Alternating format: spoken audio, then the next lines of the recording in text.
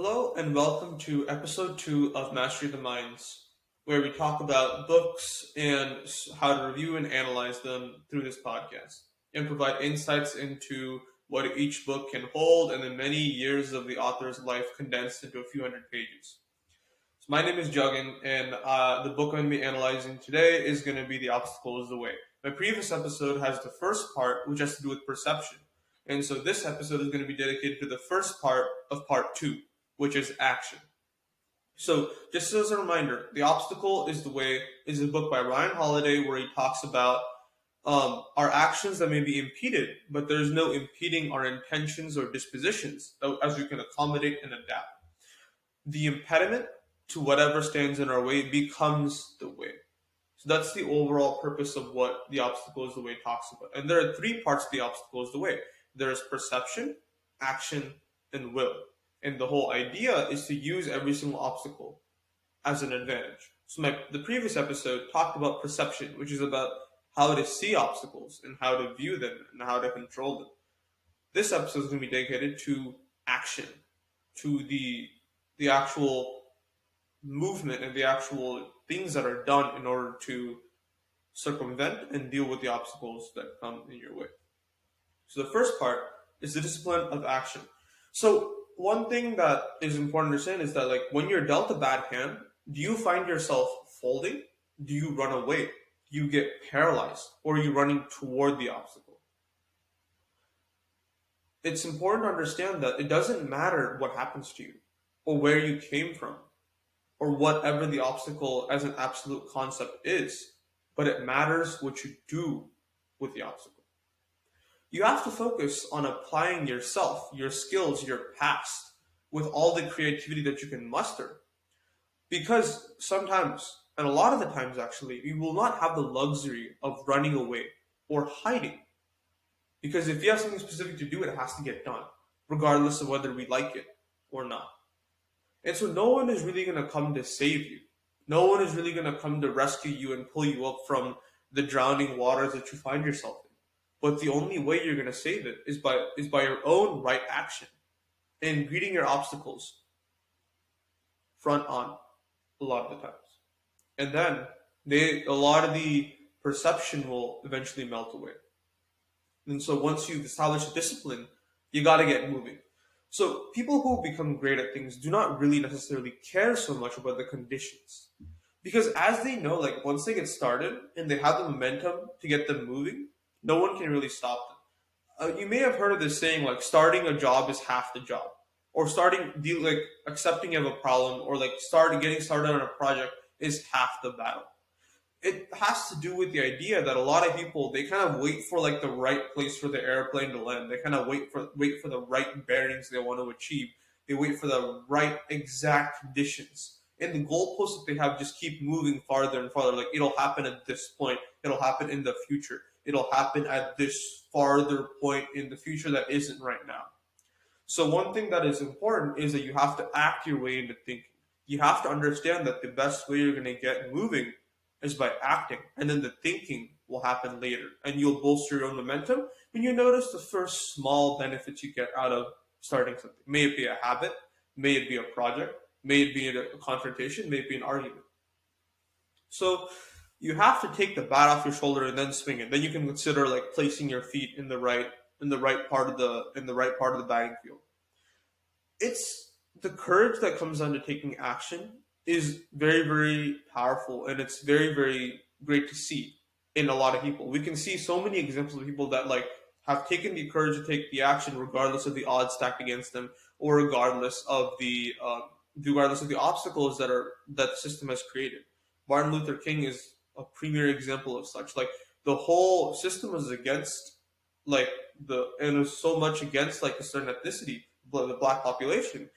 And then yet he pushed forward and charged, and he created the movement and created the momentum that is civil rights movement. So it's all about getting moving and taking action. You have to create your own momentum, not wait for the right time for the momentum to be created for you.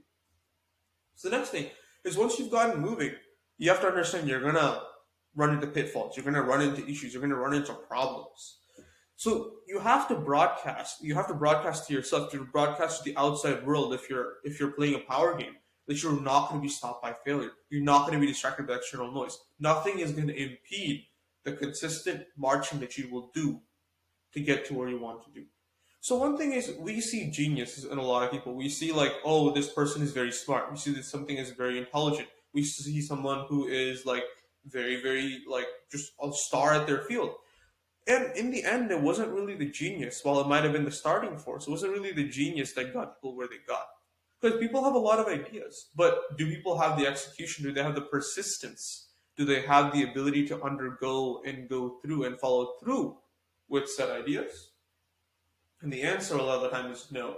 So the thing is, like, genius is often just disguised as persistence. The thing that's standing in your way isn't necessarily going to go anywhere. But and the thing is, like, we have the skills, we have the ideas, we have the knowledge, but do we have the patience and persistence to do it, to go through with what we're trying to do? And it's always important to remember that your first attempt is going to fail. Your energy is going to be taken. It's gonna happen. But if you have to expect it, and if you expect it, the energy it takes will be less than if you didn't expect it. And it's also important to understand that your energy is renewable if you allow it to be renewed.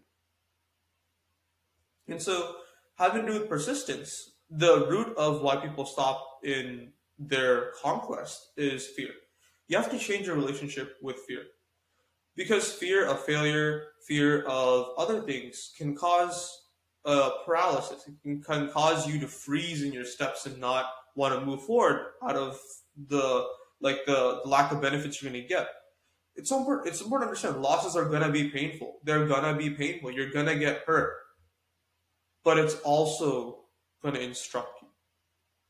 The only way to ensure that failure is a bad thing, failure has a negative impact on you, and failure will stagnate you, is if you don't learn from it. If you allow yourself to learn from failure, if you allow yourself to stand up, pick yourself up, and learn with more knowledge than you had before, you never really failed. Failure just closed the door that wasn't the right thing for you. Failure will show you the way by blocking off the things that are not the way.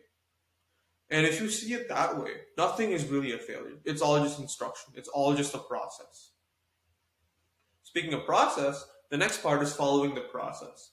So you have a huge mountain that you need to climb.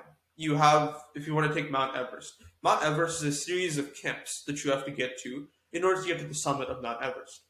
So the way you can visualize climbing Mount Everest is to get to base camp, and then you get to the next camp, and then the next camp, and then the next camp, and you stay there for a night before you can go on your next day's travels. And such is the process of dealing with the obstacle. If you want to do something difficult, you gotta break it down to pieces. Because if you notice the whole thing, and you look at the whole wave that's gonna come crashing on you, you're gonna get overwhelmed. You're gonna let yourself think, and the fear is gonna come in, the persistence is gonna go away, and the lack of movement is gonna be there. You're gonna have no momentum if you look at it in the massive picture. It's important to have the vision, it's important to have the mission statement, but it's also important to break it into pieces. Don't seek necessarily the summit of the mountain. Seek the journey that gets you to the summit of the mountain. Journey before destination.